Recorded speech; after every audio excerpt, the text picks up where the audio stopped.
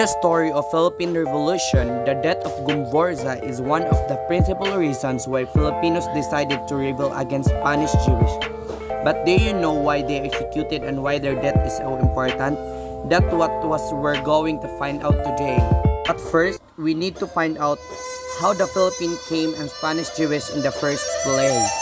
1521, Ferdinand Magellan led an expedition to find the space island by going west. On the route, they encountered the Philippine archipelago. He will then be caught in a local dispute and is eventually killed. The remaining members of his expedition left archipelago. Eventually, they made their way back to Spain. After that, Spain sent several more expeditions to explore and eventually conquer the island. It wasn't until 1565, but the majority of the island were conquered by Miguel Lopez Legazpi, and that it was established as a holiday of Spain.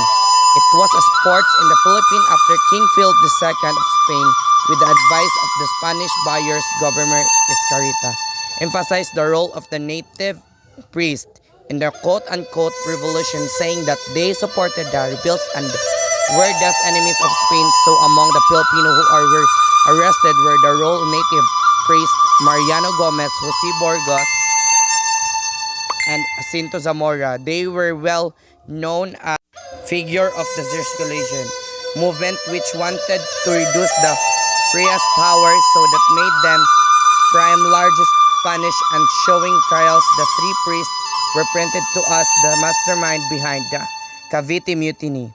There was very little evidence to support these claims, but they were found guilty anyway, and soon connected.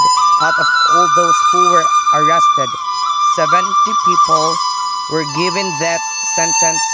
Source of the sentence were later reduced to life in a prison, were exiled to the more remote islands such as Mariana or Guam, two to be executed. However, for the three priests Gomez, Burgos, and Zamora, as well as a soldier, Francisco Soldova, he was the main witness that testified against the three priests and claimed that they were behind the mutiny.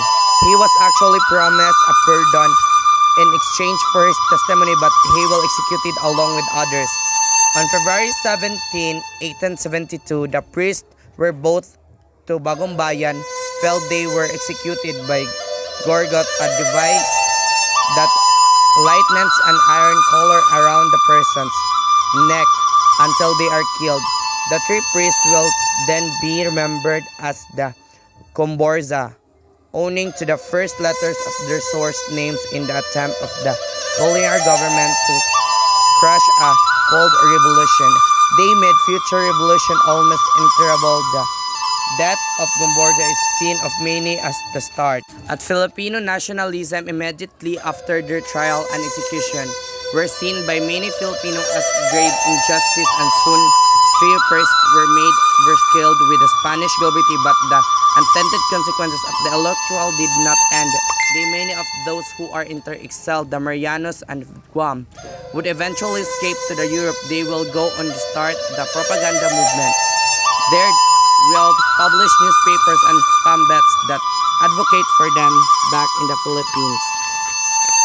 Rosary Sal dedicated his second novel of El Filibusterismo to the matured priest, in referring to the of novel. The book I have the right to dedicate my works to you as a victims of evil, which is undertake the comeback to Rosary will eventually meet the same future as the priest.